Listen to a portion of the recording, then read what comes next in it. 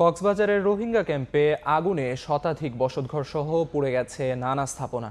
আগুনে পুড়ে মারা গেছে এক শিশু। এপিবিএন ও ফায়ার সার্ভিস জানিয়েছে, বৃহস্পতিবার রাতে টেকনাফের নয়াপাড়া মৌচনি নিবন্ধিত ক্যাম্পের P3 ব্লকে একটি বসতঘরে হঠাৎ আগুন লাগে। মুহূর্তেই আগুন আশেপাশের ঘর ও স্থাপনায় ছড়িয়ে পড়ে। আগুন নিয়ন্ত্রণের চেষ্টা চালান এপিবিএন সদস্য ও রোহিঙ্গারা। খবর পেয়ে টেকনাফ থেকে ফায়ার সার্ভিসের 2টি ইউনিট ঘটনাস্থলে পৌঁছে আগুন নিয়ন্ত্রণে কাজ শুরু করে। প্রায় 1 ঘন্টা চেষ্টায় নিয়ন্ত্রণে আসে আগুন।